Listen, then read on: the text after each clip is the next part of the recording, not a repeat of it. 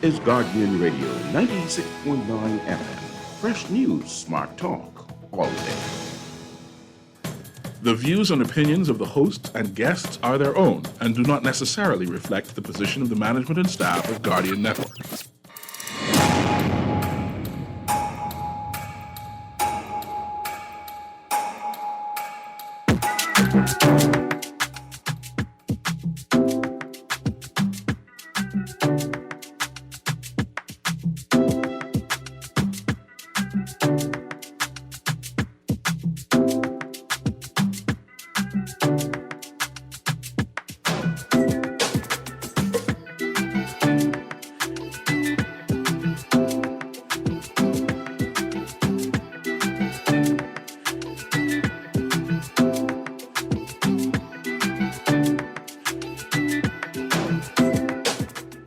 Good yawning this morning and welcome back to Guardian Radio 96.9 FM, your station for fresh news, smart talk all day. It is Wednesday, the 9th of November, 2022, and you are on the clock with Erin Greene and Guardian Radio AM, Cecil Newry. Good morning, Mr. Newry. It's good to be on your show, Erin, and I appreciate Wednesdays. What is Man Down Wednesday again? Man Down Wednesday, Mash Up Wednesday, but it can't be Man Down. We gotta call it Mash Up Wednesday. Mash Up. Can't be Man Down because today gotta be Man Up. Man up. You got to man up? Well, no, we holding Man Up. We uplifting men today. Yeah. I mean, we uplift them every day. Although some people don't believe that's what we're doing. Okay. But we uplift them every day. But today is a special. We can have Mr. David Williams from the International Men's Day Committee in studio. Amen. It's a special day. Amen. And so today, with our guest, Ian Munnings, we are going to talk about what's happening for 2022's International Men's Day.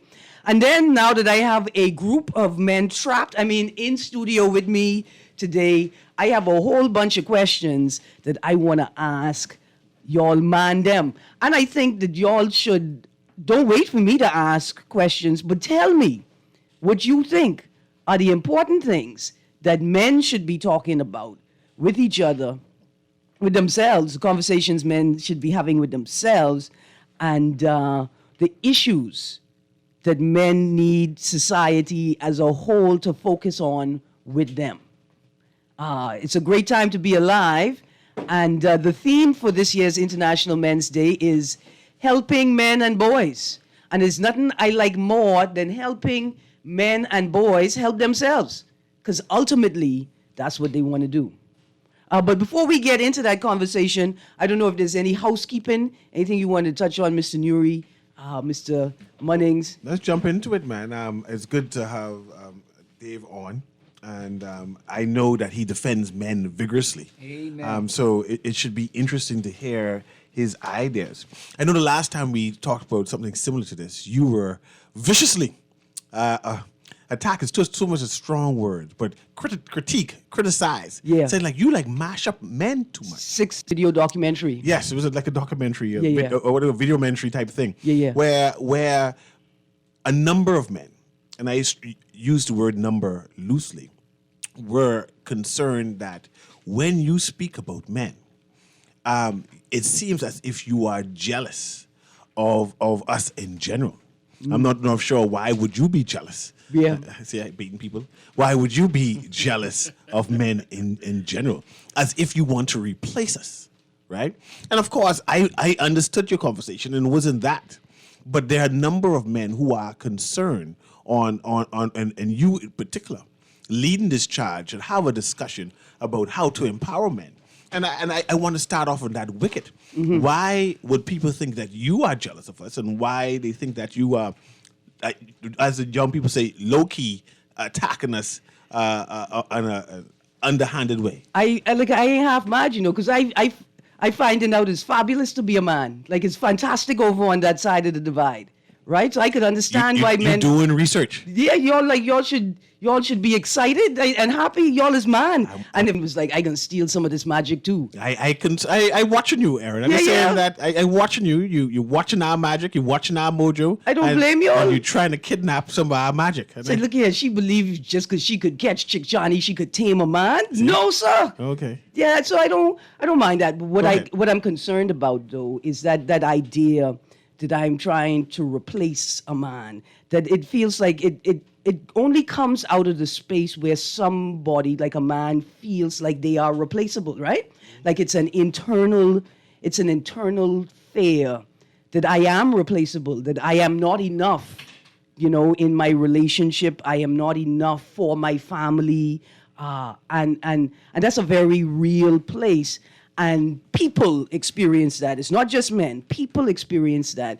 But it's very easy to sort of say, that person is trying to replace me versus I actually don't feel as confident as I should. But isn't in feminism myself. causing that? Y'all are persons who are bringing this feminine cause that we're going to empower women, seemingly with their empowerment, seem to be trying to move us from our traditional roles. Y'all making the money and I'll be saying that, honey, I don't think you should buy that. This is my money and I can do what I... See, same thing. I ain't in charge no more. You're on a wicket now. And there are times when we're saying that this is good for the family, and I think that this is what we should do. And the woman making twice as much of your salary now said, no, we ain't doing that. But that's not feminism. Like that's not feminism. That's not. That's not that alpha woman. What do you call that? Alpha woman. Independent women. Alpha. Yeah. You see, independent woman. Boss woman. The boss women. Yeah. Independent woman ain't in a marriage, and a marriage don't have employees. So like those terms, I feel you. Those terms are inappropriate for the dynamic we're trying to use them in. So we need to find new terms. Yeah, I would be concerned if I was a husband and every time I go out the room, I hear them talking about I's the boss around here. I's the boss woman. It's not a nice dynamic. So you're no alpha woman, Erin? I'm also not a wolf, which really is what. So, right now, I'm not an alpha woman.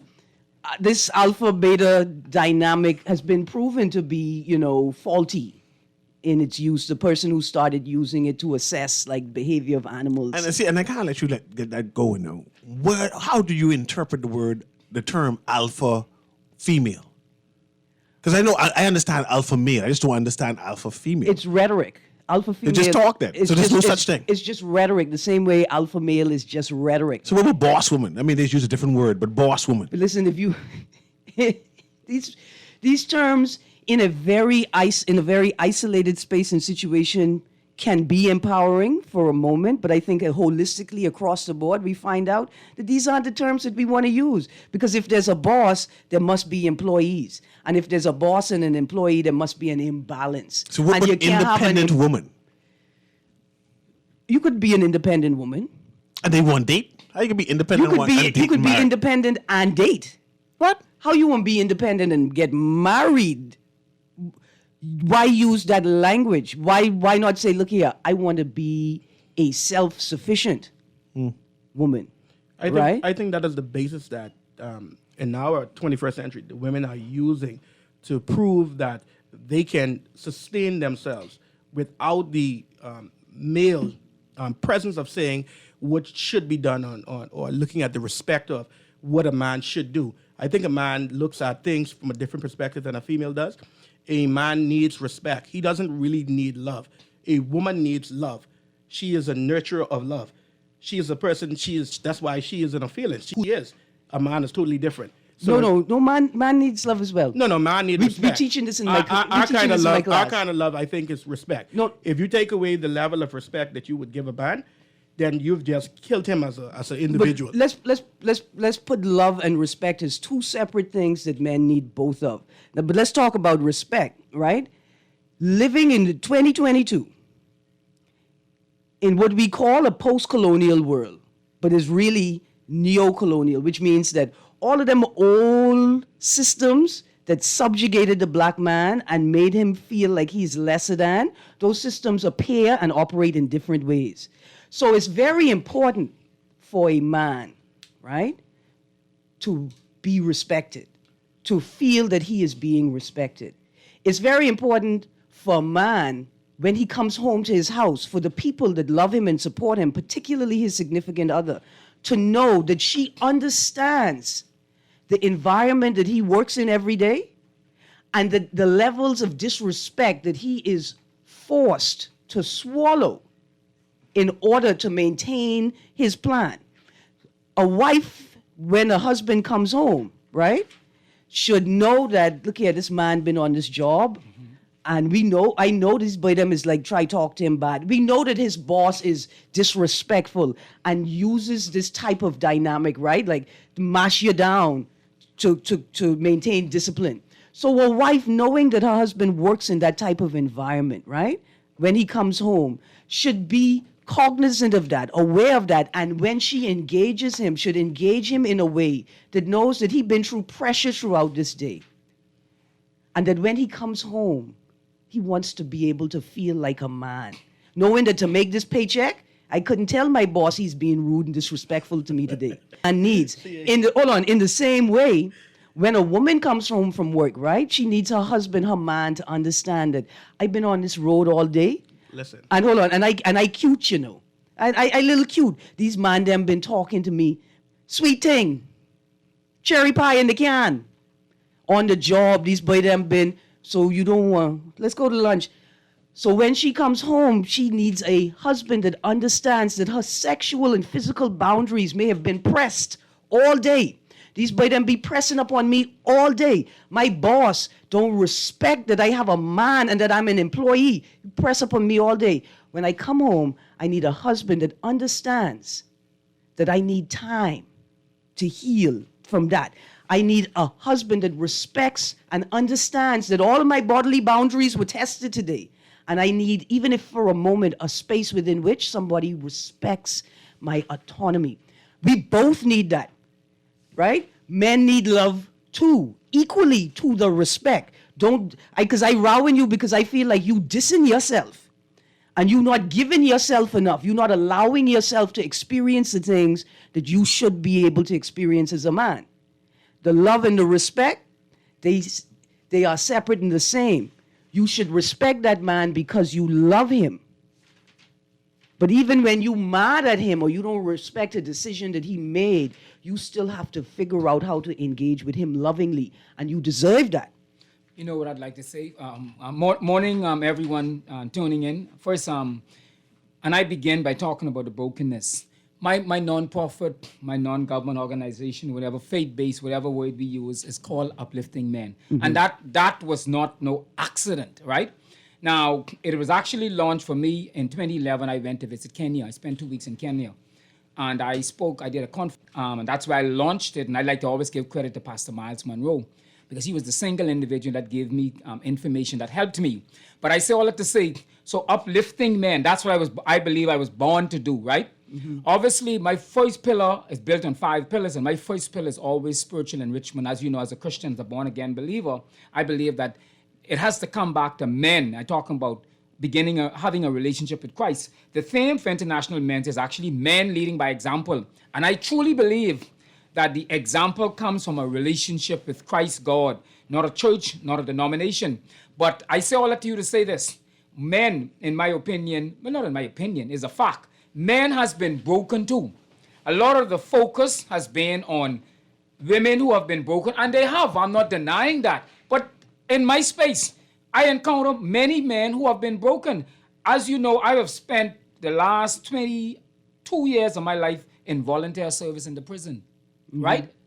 So, and even since my semi-retirement from BEC, now I'm still there. I encounter many broken men, right? So to some persons, they are hardened criminals and whatever in their time. But my point in all of this is that men has been broken. We need to lift up men. We need to encourage men. I believe too, again, and this is not a good word, Cecil and Munnings, this is not a good word. I also believe in men being the leaders. Now, in the spaces that I go in, working with the Department of Gender, working with the Crisis Center and all of these spaces, when you hear that word, that is seen in a negative light. What? Oh, y'all, men has used the Bible to come down and to harm and to beat women. No, there are many men who, like myself, I'm sure you can testify, you believe in being, the Bible gives it leaders. And by man being the head person in charge does not mean you beat your wife or your girlfriend and vice versa. All you're saying as the leader, you take the ultimate responsibility. So I say all that to say, so men have been broken. And in this space, women and men, as we work together, we must always remember that men themselves has been broken, and we got to reach out to them. We got to move the competitiveness. You see what I'm saying? Let's remove that. Classic example. I went to the women's suffrage movement. I supported them Sunday, where they talked about men and women and the family. And someone told me that Mother Pratt spoke highly about the fact that she appreciate her husband. She got his permission or consult with him on a number of things. You see what I'm saying? She worked together. So we all know what Mother Pratt has done in her own right. But the fact is, she's still respected. Who I know who worked with me to be as her leader. And they had a beautiful relationship. It didn't stop her from going into politics. She ascended deputy. And so I'm saying we got to move this competitiveness and let's work together. And last point I'll make, I spoke at the Zonta last year, and I know they invited me again this year. And a lot of focus was on women and girls and children. And when I spoke to that event, the Prime Minister's wife was there. And I said to all of them, remember, we're losing a lot of our men. We can't always talk about violence against women and girls and men getting slaughtered on the street daily. Yeah. They your brothers, your husbands, you name it. So I'm just saying, because a lot of times, when I talk about men and uplifting men, people always bring the angle of the women. All I'm saying is I acknowledge that as men, we have gone far away from, I believe, the mandate that God has called us to be. This is why we have all of these challenges. But in us supporting our women and us encouraging our women, we must always still look out for the protection of our men. That's all I want to say. I'm listening, and Mr. Williams always used, because of his faith, the Bible as his blueprint. Yeah. Right? And I can appreciate that. But historically, we know the Bible has bashed many women and kept them down for centuries. Right? The same way how the Bible has beaten many colored people in general. And to see him enamored, in love with the same scriptures, and I'm not saying that's a bad thing. I understand going to a Christian church also. But knowing that narrative, I'm not sure if it's fair for we to demand that women humble themselves and make way for men and using the scriptures as the blueprint for that narrative. Well, okay, so I don't think it's women humbling themselves, like. No, they gotta humble themselves. But in a negative sense, right? It's like humbling yourself to the relationship. I'm not humbling myself to this man. He's not humbling himself to me. We're humbling ourselves to the union that we have created, right? And perhaps no one understands what you mean by union. And humbling yourself to union. Now you've just using these cliche words, but doesn't make sense. To the relationship. Is it that or the authority? Go back to authority. Now I can understand what authority is, right. But I don't understand what you mean with the relationship is. But the authority is God, right? Then you humbling yourself. It's not to the partner. Right. It's to the rules that God said are best for a relationship like this, from that Christian perspective. And let me because of my relationship with God, right? I ain't gonna beat my wife or another female. Because of my relationship with God, I'm not gonna rape her, right? Because of my relationship with God, I'm gonna like and love people and exist in the space no matter who they are or what they believe, because I acknowledge, even though we disagree based on my belief on something, but you and I will still sit down in a space, we can have a discussion like now, or we could sit down and have, I drink Vitamalt, if you drink whatever you drink. You see, it is that, because the principle of the same God or the same Bible that we talk about is that I must love you in spite of the fact that we differ, right? But I must still show love for you, because Jesus says, by love, all men shall know me. So that's why, in my case, Cecil, I use that. That's the principle. Because of this principle, I'm not going to stand by and watch a young boy hit on a girl. Or you see what I'm saying? Because it's the principle. I'm not going to stand by and watch a male or female hit on somebody of a lesbian or homosexual. But love of God. But I think a lot of that comes from the upbringing and teaching of a child, of the upbringing of them, teaching him the values of what a man's responsibility is and what a woman is. Because most of the men that you find that will beat a female, so forth, ask them the question, will you beat your mother? Will you beat your sister? But I can tell you this: I think if you really delve into it, the man who would beat a woman, deep down inside, they have some trauma that's unprocessed, and they want to beat their mother. Now, not as an adult, the small child in them that still remembers that moment of the power imbalance, wishes that they had the strength to respond differently. And that unprocessed trauma leads into their behavior as adults. And I hear you, Erin, and I remember the census or the study from the UB. study for UB, where the women them saying, if you don't choke me, you don't hit me, you Right. ain't interested in me. So- I want a rough man. A bad man. I want a bad man. I want a man who have a gun. What is it? Gunman in A sheep. gunman in No, that's the lyrics. We don't. I we just don't- know the word. I got a yeah. flashback about a political song. I got a flashback political song, and I wasn't sure of the words. But with that study, how can you mention traditional roles when we no longer have traditional women, we no longer have traditional men, and who are comfortable? And you might say, oh, they're going through trauma. They say, this is not trauma. This is who I am.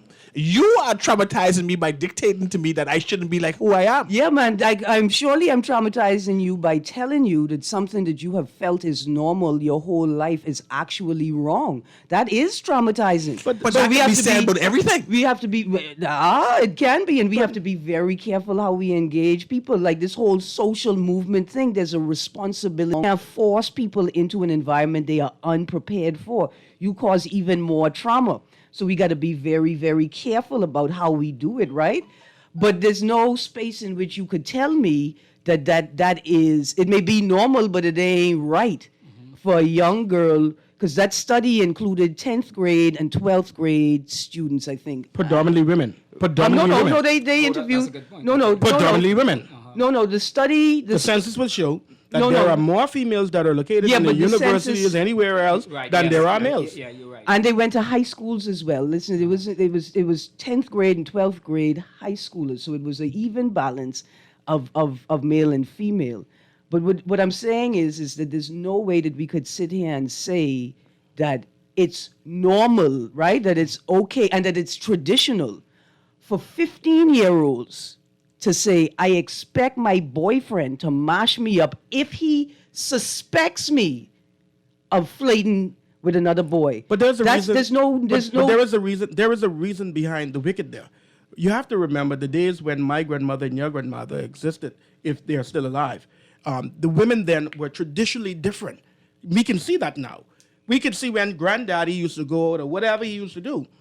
What Grammy would have kept in and kept away from the children is not today. If they see it, if you do it, I can do it back. If he can do that, then I can do that back. So the women are changed. They have changed. So we even looking like you're looking at the roles of the females, what they're accepting. Now, there's a Most change. of them accepting because the houses have no male roles. I'll because argue, if you have but a hold on. father, he is not going to allow some male to just do what he feel like doing to you. Not as a real father. I don't know Eddie. Because I think if you beat my daughter, I don't think there's a place on the planet you could hide. But if you beating your wife and someone beating your daughter, that should be normal. But I wouldn't beat No, my but- wife but- because but- then I respect my wife and I would respect my mother and I respect my sister. but wait- you Wasn't that- ever try to part a fight between husband and wife, and what happens? You can get They might gang you. You might get But Ian, the young married lady that watches her father beat her mother is less likely to go to her father and say, "My boyfriend is beating me." And so, what you experience in your personal or familial culture is different from what other people are experiencing in their personal Definitely. and familial culture, right? But let's talk about, I mean, we could talk about the traditional roles of the man and the traditional roles of the woman. I agree with you that generations past, I would say my generation before that, and I'm 46, there were just things that children didn't see. We had to be in bed by 10. Sundown. But no, Sundown. no. Well, when I was 5, 7:30. But when I was a little older, Saturday night programming, Thursday night programming, because I was Bill Cosby, Different World, 10 p.m. was the cutoff, right? And then you had to go to bed. Things have definitely changed. There's an overexposure. Young people are exposed to things before their time, right? There's early sexual Everything. initiation. There's over sexualization generally, where the whole space is just saturated with sex and things above the age grade. The external information is now coming home now to rooster. But haven't we gone away from the Christian morals and the Christian values that all of us have grown up with? That Agree. same study, if I remember, I didn't see the part what Cecil mentioned, but I remember reading about the capital and the corporal punishment. I remember reading that in the study, right? So I'm saying these Christian values and principles that we all grew up with, yes, in some case, I admit it was hard or harsh, but they played a But role in hold on, shaping It was us. necessary. I think let's this little exercise right now, right? Watch this. Beaten with the switch. You weren't the first generation to get beaten with switch, right? No. Generations before that got beaten with switch, right? Right. And generations before that got beaten with switch, right? Right. So, is it fair to say that beaten and is it fair to say that not beaten children anymore is the problem? Everybody get beat with switch, but look at us. I don't think my generation is okay. I don't think the generation before mine is okay. I don't think it's fair to say that it's because we ain't beaten people anymore. I think we should look at it from a different perspective. I think that during the eras then when we were chastising the children, I call it Right, chastising, chastising, right? okay. I think that the children developed a level of respect. Respect, When they saw you, they would have said, good afternoon. Okay, no, now they would pause. literally run you over without saying, good afternoon. Hold on, pause. I think two things are going on there. I think we confuse outright fair with call it fair? respect. I no, the I parents do. weren't present. I think we, in many instances, we confuse fair with respect, and I think this is an important discussion for young men and the development of young men. And how do we know that somebody is obeying us because they respect us, and how do we know somebody is obeying us? But you need both. You need both. There's both you need. And I'll ask Cecil the question. Cecil, being in school, then you had a senior master, right? And Yes. preferably was a male. And if something went wrong in school, right? What happened if you did something wrong? You get punished, you get spanking. The thought of knowing that he was coming around the bend with that, I don't know what he used. What did he use at the time? Okay, high school they had a keen called Black Beauty, and in primary school the principal had a ruler and she would half it, so you get the edge of it, and she would chop you with it, chop you in your back, chop you in your head, which I call abuse, right? Yeah, that's a bit extreme, but nevertheless. And mind you, and you get chopped for coming to school late, and your parents had to walk you for miles and get it there, and you get there late, and they just chop you in your head. And Were you say- in time after? No, I just decided to duck school when I realized I could be late because I get tired of getting Okay, chopped. listen, that's the music. We got to go to a break. I want to slip this in here chopping thing ain't funny. as we go to the break. I still haven't flashbacks. I think we Yeah, drama. I think we need to I get trauma. I think we need to acknowledge that this country has been run for many years on psychological abuse. But chop And I put you in this world, and I can take you out, and the police too busy to come and investigate. say that's good for you. There you go. But we got to go to a break, Ian. David Williams, Cecil Newry. When we get back from the break, we're going to continue this man up. Can't call it man down. On the clock, Guardian Radio AM mashup. Stay tuned. We'll be right back.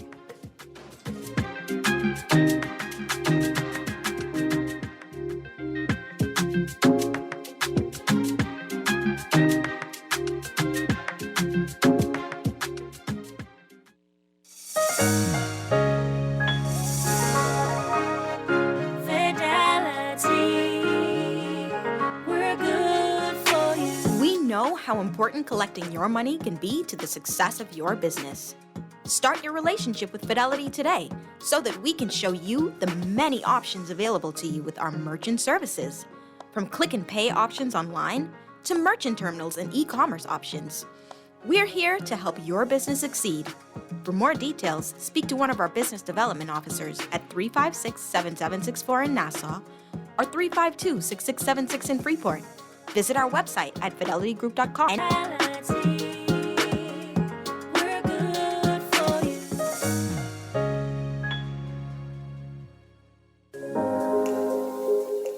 Love the show? Want to give your support? Become a sponsor today. Call 302-2300 for our rates and packages. That's 302-2300. Become a sponsor on Guardian Radio 96.9 FM. Fresh news, smart talk, all day.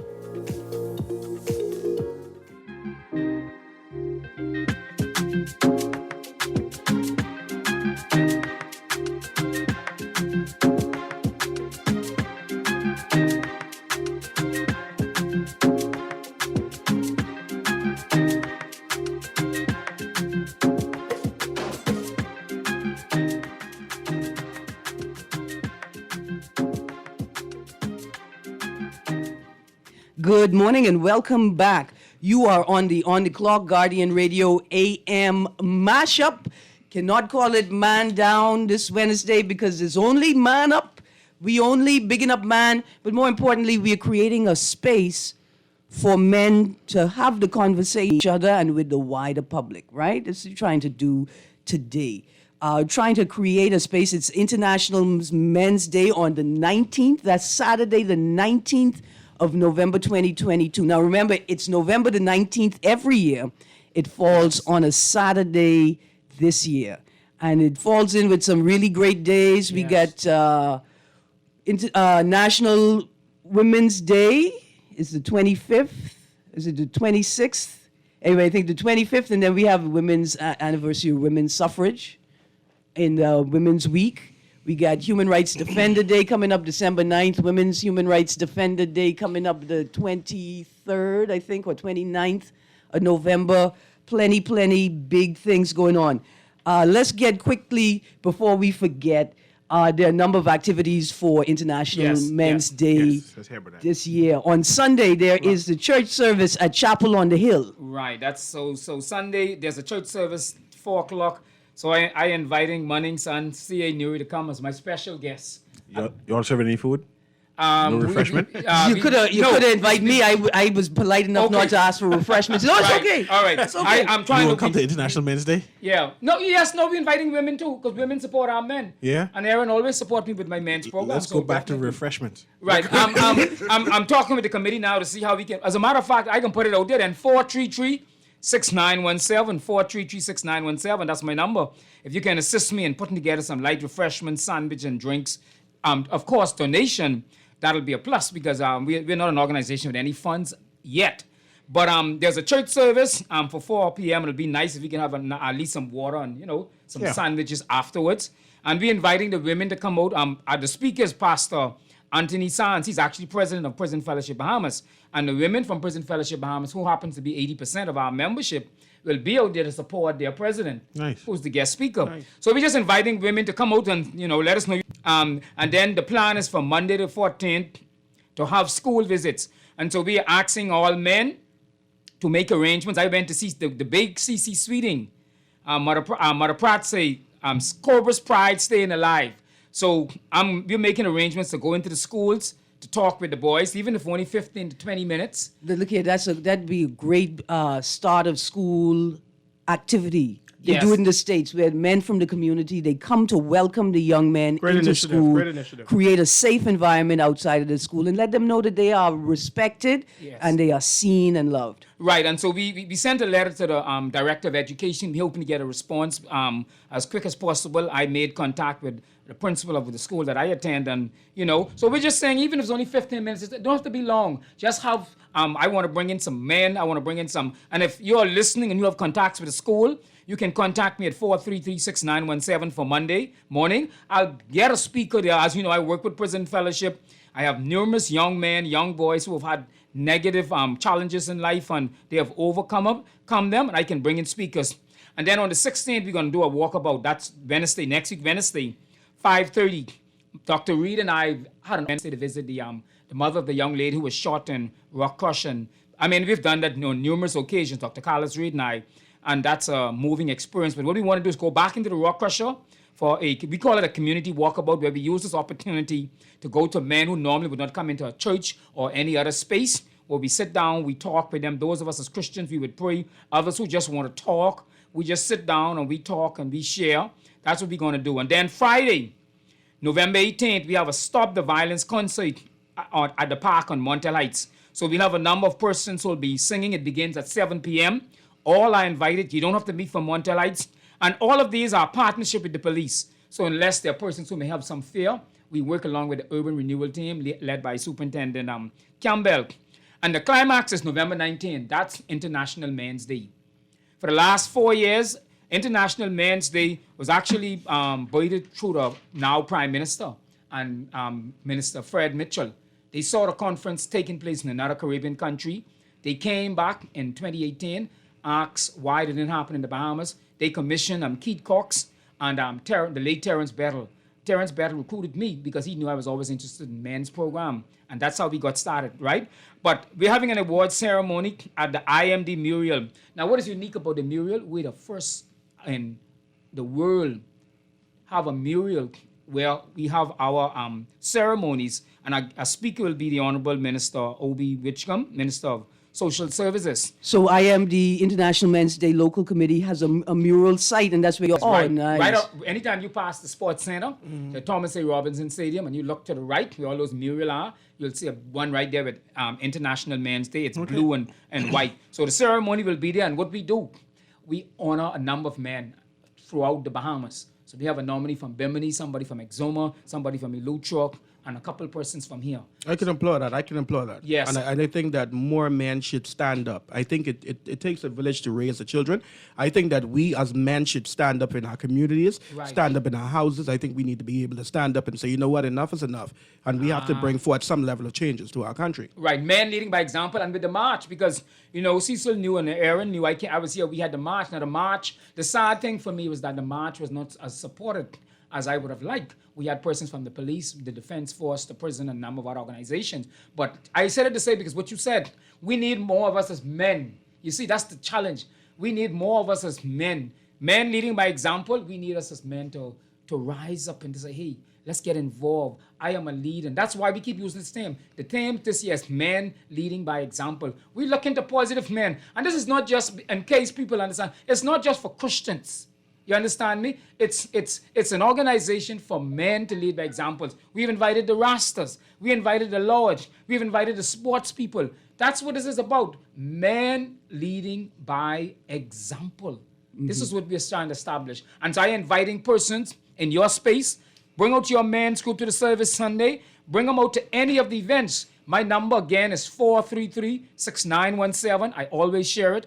It's an open number. Share it with somebody. They want more information. If you want me to send you the flyer, share it. Because my passion is to encourage our men to be leaders. This is why, like I say, and I'll end with this, why I call me the prison ministry. I go to those the lowest. Persons whom you don't get no thanks per se. You know what the joy I get, Erin and Jen? You know the joy I get? Last week I was at the gas station, filling up my car, and I heard this gentleman call me. Now when I look, I didn't recognize him. So I wasn't too sure, and he's on the phone. So I continued with the filling up the car. And then he called me again. So I walk over to him. He said, yeah, Dave. I said, what's happening, man? He said, boy, you don't remember me? Now, in my mind, I didn't know where I know him from. I didn't know him. But 9 out of 10 times when men encounter me on the streets, if I don't know you personally, it's prison. Because I think you talk about 22 years. So he said, yeah, man, you promised me one book, and I went right in the car, and I got the book. He said, man, I said, give me a number, because I normally get their number to stay in touch with them and update them on events. But the point is, I'm saying, these are persons, this is not glamorous. You're not, the newspaper not going to follow you everywhere. But for the last 22 years, I was doing it. And even when I left BEC early and continue to do it. So, because these are persons, like I said, men are broken too.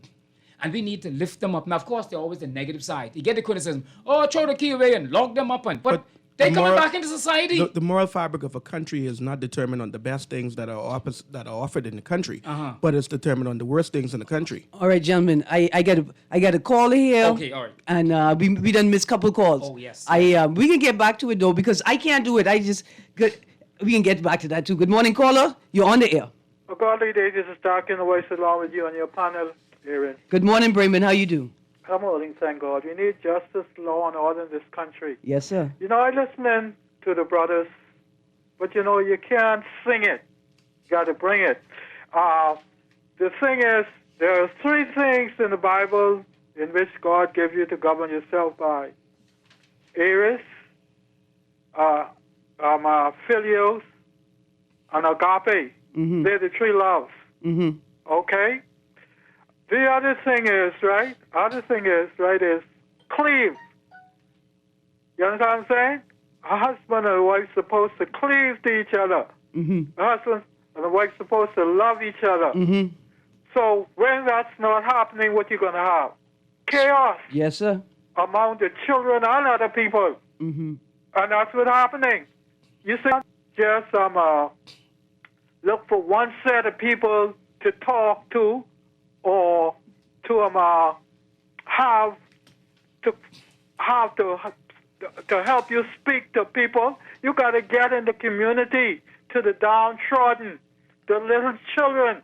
You know what I'm saying? Absolutely. You don't look for special people to march with you.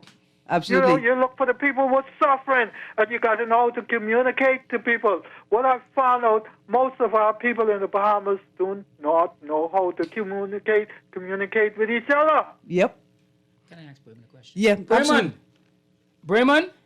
He's off the line. So, but ask the question anyway. I guess I wanted to find out why he always say to this dark universe. That's what I wanted to know. I always hear him say that. What's so dark about the universe? But anyway. It's Galactica. Don't watch nothing. Hopefully he'll answer that tomorrow. Bremen, call in tomorrow.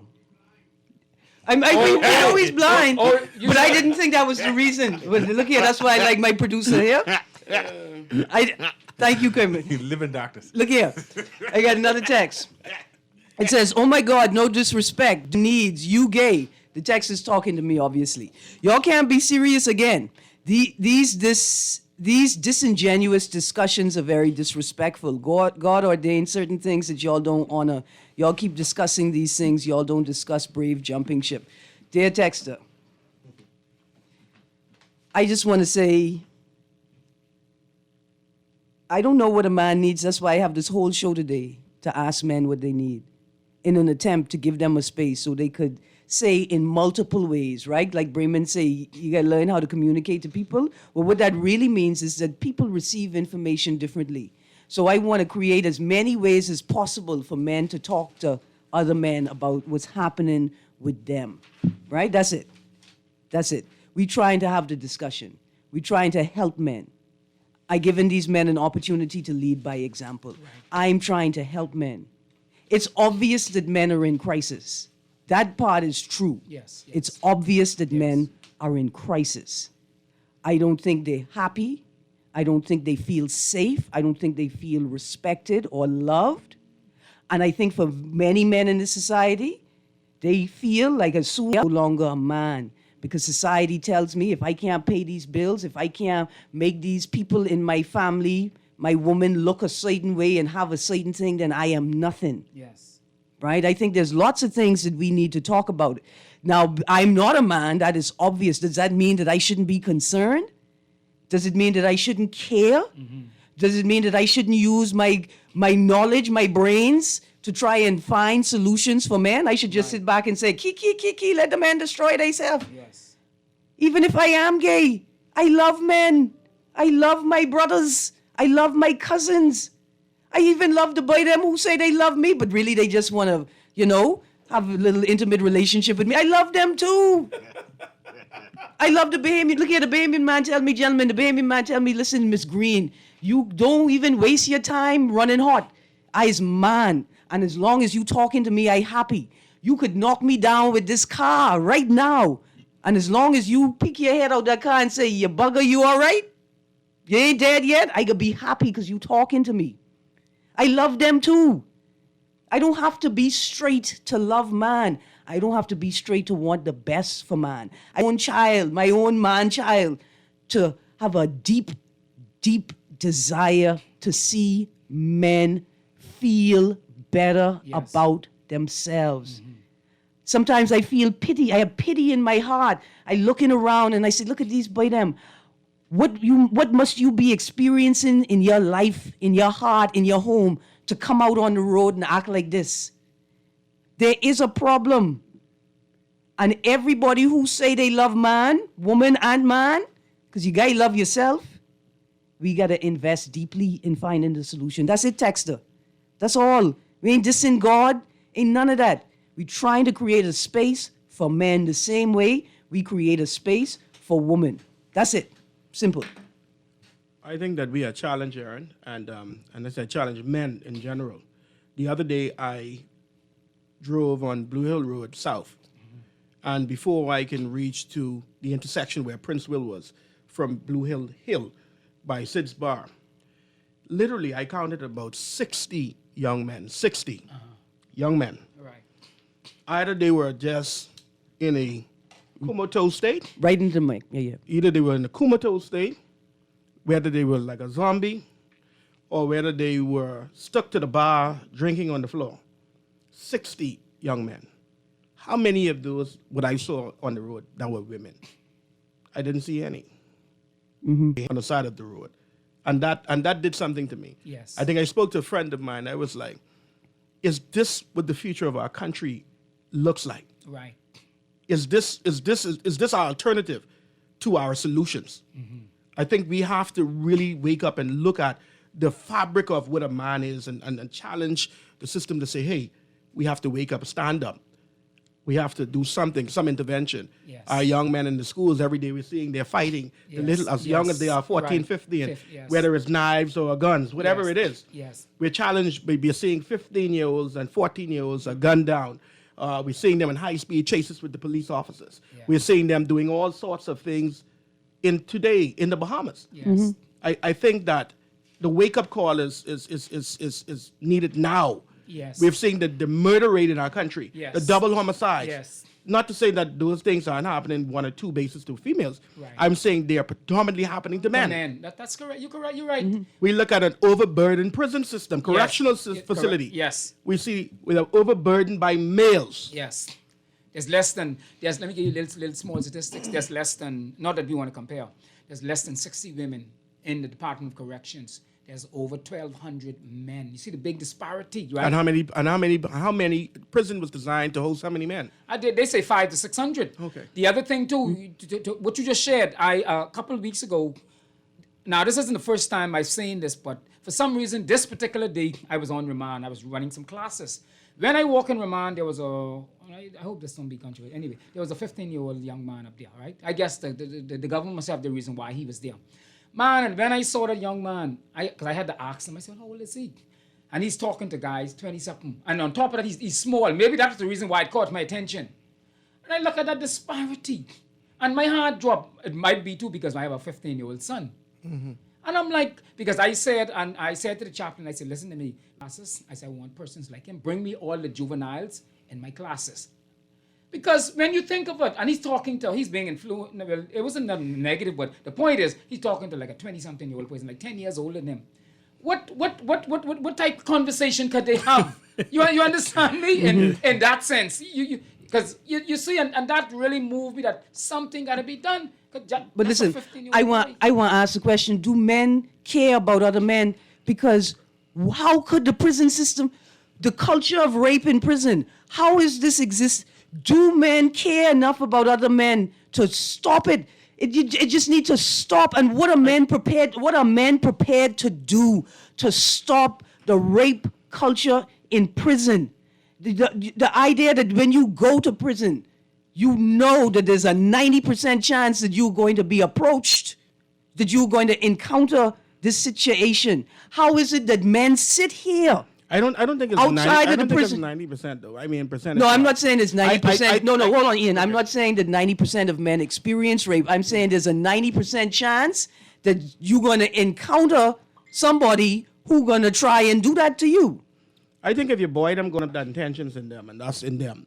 Because no straight-laced male, I don't care what environment you put him in, he's not going to conform to say do those things unless that's already the in studies it. prove. Right. And That- it's all that's fairness on already both in it. sides now, because I can tell you from the female Yes. section now, I can tell you get quite a number of women Like of that. that persuasion themselves, and I can tell you that because I do go in the female prison. But to answer your question, like you say too, I don't think it's 90%, No. right? Because people genuinely tend to bother with persons of their own persuasion. Definitely. But like you said, that don't stop a person from approaching, whether it's a male or female. And this is why I think that each of us as persons got to know who we are, what we believe, Definitely. what we stand up for. Look here, when we come back from this break, I feel the need to ask y'all again because the boy them can't be coming out of prison talking just foolishness. Why are men not ending rape culture, particularly in prison? Why are men not focused on that? Anyway, that's the music. That means we have to go to a break. And when we come back from the break, I may not even be in this chair. Cecil Nuri may be here. But we'll definitely continue the On the Clock Guardian Radio AM mashup. Gotta go to the news. We'll be right back.